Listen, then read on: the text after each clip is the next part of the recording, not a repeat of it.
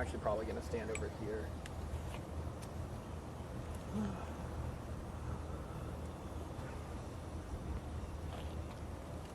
Do you want me to just have them answer all the questions this way? Is this the way you have them looking? Yeah. Okay. So I'm going to focus on you. Just focus on me. Yeah. Okay. You guys good with mics? We good? I can hear you. Matt, we good? Just real quick. Say testing. Testing? Yes, sir. We good. Okay. Cool. Okay, so Chief, why don't you mind, if you don't mind, just giving us the breakdown of what happened Sure. out here this morning? So, look, unfortunately, we got a call early this morning around 8:20 of a shooting that had occurred inside Riverside Hospital, the annex area.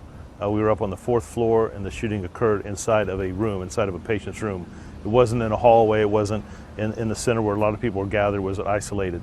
Officers responded about 8:25. Officers were there, medics were there within about a minute, and the individual was pronounced deceased shortly thereafter. This is a situation where there's two individuals that are both in their late 70s.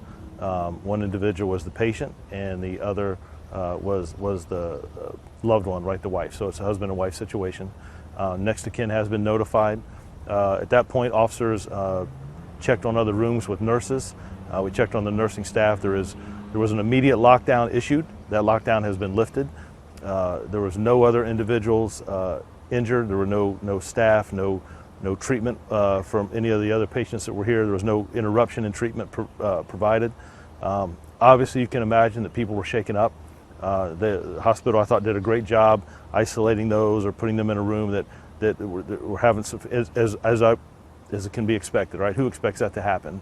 So an isolated room into where they could gather. I got to go in and talk to them a little bit. We did reach out and call some department chaplains to respond, and the hospital staff as well, just kind of gathered around them to show support. The doctors, the staff, the security, phenomenal response.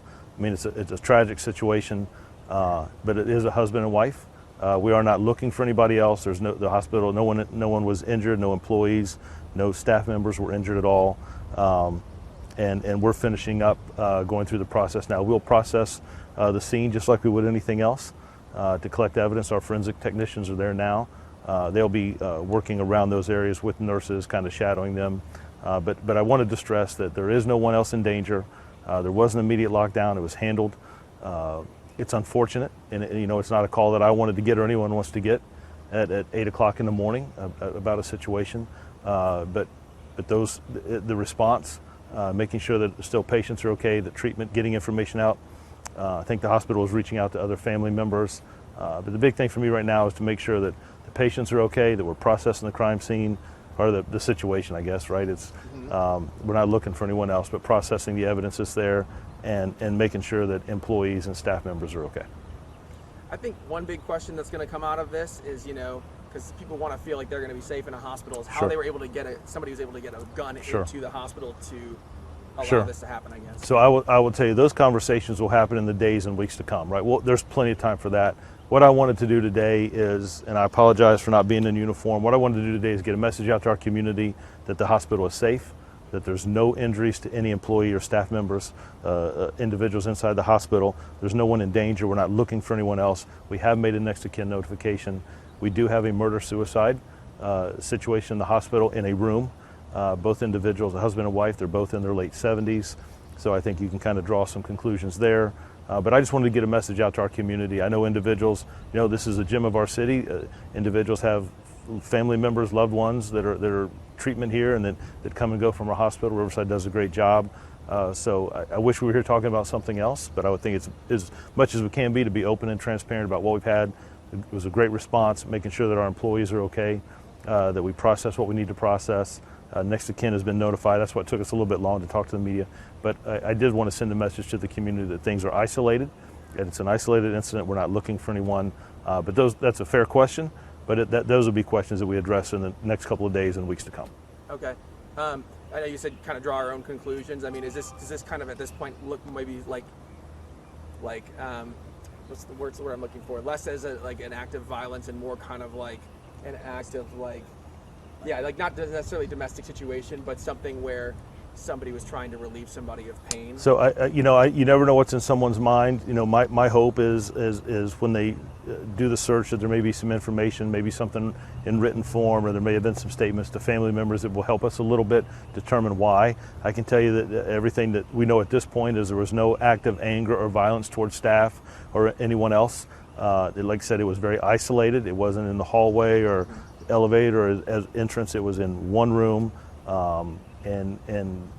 Yeah, so I we'll look at that holistically, but I think those are some other things we'll look at, and we talk to family as we finish processing that room. When I leave here, my intent is to go back and talk with forensic detectives and the individuals on the case. But I can see that seems to be where we're leading. We're certainly not looking for anyone else. There's evidence and information in that room, I'm sure. But I do want to highlight the officers, the medics, the nursing response, locking the hospital down, making notifications right away, getting officers on the scene, being able to process, and all that, as you can imagine, right? Still taking care of patients that are in the room. So I thought phenomenal response. I wish we were talking about something else, but when we're confronted with these issues, a lot of it is how do we respond, right? And then we'll have a conversation later on how we decrease the probability of something like that happening. But at this point, I just wanted to talk to our community, our citizens, and let people know that people are safe at the hospital, and lockdown's been lifted, and we're still servicing and taking care of our patients that are inside.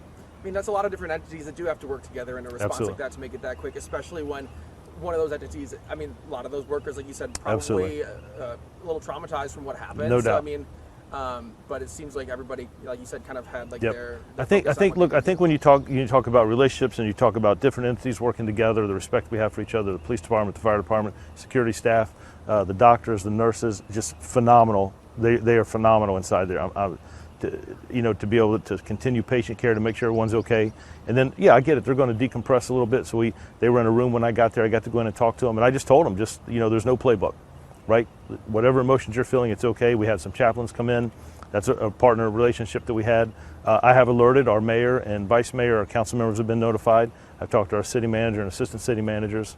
I think it's important to get that information out. But as we go through, we'll finish processing the room, collecting whatever information is there. We know that there's some evidence in plain view. But like I said, we're not looking for anyone. And I just want to, my prayers go out to those that responded, uniform or ununiform, those that were on duty and off duty. I could not be more impressed with the communication, the relationship, the partnership working together. Like I said, Riverside's a gem of our city, and we have a great relationship with those that are on the floors doing the job day in and day out, and supervision and the executive side. So there'll be a lot more conversation as we go pending. But again, I just wanted to get some information out to our community. Hey, what happened? Sometimes people start hearing things and rumors, and I just wanted to get some information out as quick as I could. Do you have anything you want to ask? I have one last question, but it's quick. I'm trying to think. Do I have one? As far as experiencing this moment, how does it feel to see every person that's in in Riverside that's doing the job well, even with this disaster that happened? Sure. How is it? No, to me, it's impressive, right? It's a horrible situation. I don't think anybody woke up this morning and think that would even happen or could happen. But I will tell you, I walked the floor. Not disrupting any patient confidentiality, but just walking the floor. People were still being treated. Nurses were still doing their job. Doctors were doing their job. Officers were processing, making notifications.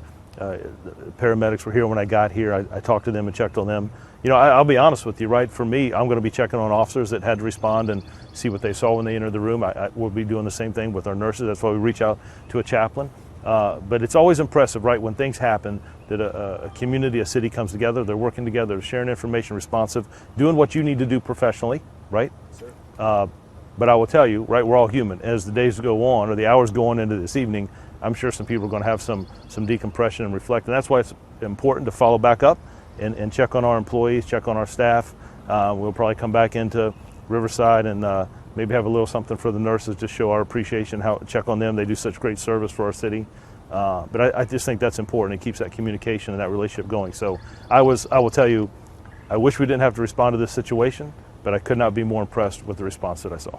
Then my last question really is, if you're able to share it, what was maybe the reaction of the family when you reached out to them? When the department reached out to them, Nope. know what happened? I understand. I'm going to hold that a little close, right? Anytime that we talk to family, no one wants to deliver that news.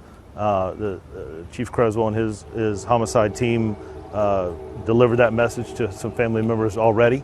But I'm going to kind of keep that moment between them. I think that's one of the reasons we waited so long before we put out something. I need to make sure that the family members know about what happened. Now, we certainly haven't been able to talk to everyone. That's something we'll try to do as we move on. But out of respect, I think that moment will leave between the detectives and the family members that we had to share that news with. Okay? Yep. I'm We all good? set. Thank you, guys. I appreciate it. Yes.